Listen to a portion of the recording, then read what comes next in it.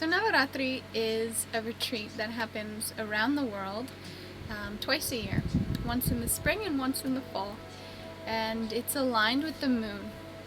And the moon represents the goddess. And so this is what we're celebrating.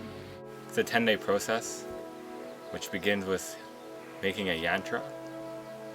The yantra is a symbolic form of the goddess. There's 10 goddesses. You take the rice, you've probably seen people make it with sand and stuff. Very detailed, this beautiful image. Singing songs, meditating with a mantra.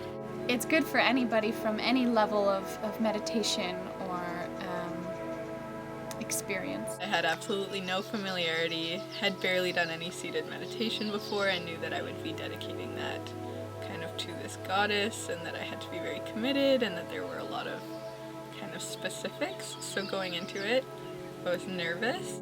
Being able to be a part of an authentic tradition like this in the West, we have people speaking English, we're being guided, and we're really learning a lot. Luckily, it was very supportive, and I felt like people were very receptive when I would ask questions, and I didn't feel embarrassed to ask, hey, who is Kali? Hey, what is Navaratri? There's the support from Nirav, who has been studying yoga and tantra for over 20 years.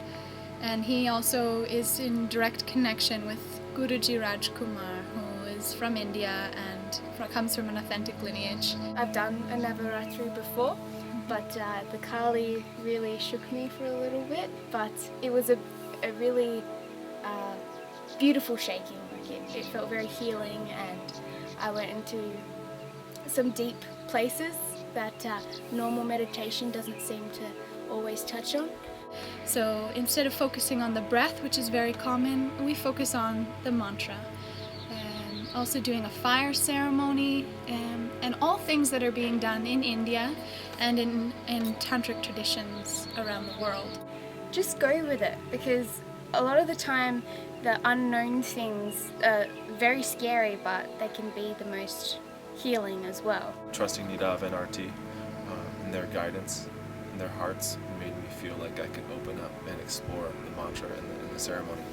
If you get the opportunity to do it, and in a place like this where you feel very safe and you're with people that are going through familiar things, it's a good place to explore. It's out of love.